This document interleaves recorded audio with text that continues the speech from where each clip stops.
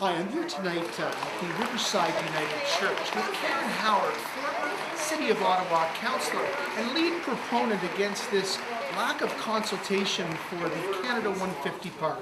Good evening, Karen. How are you, Karen? Pretty good, thanks. Great. Karen, tell us a little bit about your observations tonight and what you saw in the room and the overall presentation by your councillor, please. City staff held this meeting, ran the meeting, and they're at the front. And they introduced themselves and the proponents, and they introduced the councillor who was at the back of the room.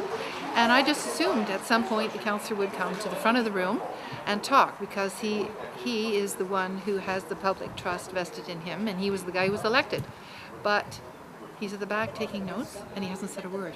In my 7 years, I have never seen it. I actually went to the back of the room during the middle of the presentation when the questions started, and I asked him if he was going to go up to the room, and he basically looked like a deer in the headlights. And I did ask him, so maybe he'll get that right in his next public consultation. Karen, let's go back to some of the questions and the overall format of the 2-hour presentation. Tell us how it all rolled tonight. Well, the city essentially controlled the entire process, and then toward the end, they allowed a few people to speak, but of course they've run out of time during the presentations that people wanted to say something about. Like, for example, why is waterfront one of the 3 criteria for this project?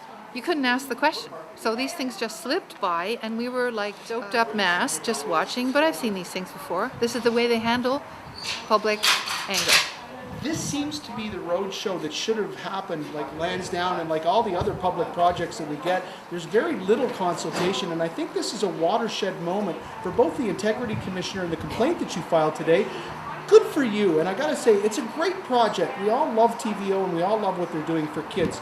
It's just about the process, and that's what the Capital Voice is here for tonight. But I'm with Karen Howard. Karen, would you just like to finish up on this play structure that might be sitting out in the East End, which you're going to verify and triple check tomorrow?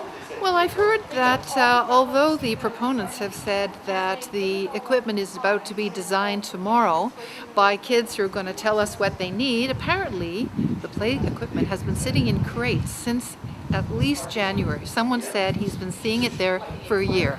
It's got the monkey bars, it's got the whole thing. I'm going to go out and check it out. So that would be in conflict with Diane Chenier's comments that the negotiations with SSF started in May, when in fact play structures were purchased a year before that? Well, it certainly would contradict what the city is saying publicly, and I think they said one of the first contacts was in February or something. But if you don't sign a deal till May the 11th, then you can't buy the equipment. So it looks like this deal might have been cooked ages ago. It looks like we just had a hard-hitting question. The crowd is rapidly clapping in there, Karen. It looks like your army is doing a good job. One last question, Karen, with regards to the agreement, actual legal agreement between SSF and the City of Ottawa. Will you be filing a $5 ATIP request to have that full disclosure of the legal agreement between the City and SSF? We're hoping to do that tomorrow morning, because we'd like to see exactly what the clauses are, whether there's an out clause, and exactly what the city is promising. Because it's more than $1 million. Well, it's $1 million plus 200,000 plus preparation of the site plus. In all these cases, when the public consultation gets foregone, the spidey senses municipally go up. And that's why I'm here tonight too. I love the park, I love the idea, I love the concept. 33 parks, like they've done a great job. This is our tax dollar provincially with TVO as well. But we can't seem to organize a 2-car funeral. And I'm just really, really mad that it really rolled out this way. I see JJ, I see RENATA up there, and they have probably not ever seen this before. And I think this is another reason why they call it NOTTAWA. I'm Guy Animal from the Capital Voice here with Karen Howard, former Ottawa City Councillor. Listen tomorrow on Bill Carroll, 7 to 8 o'clock for Karen Howard talking to Billy the Sock.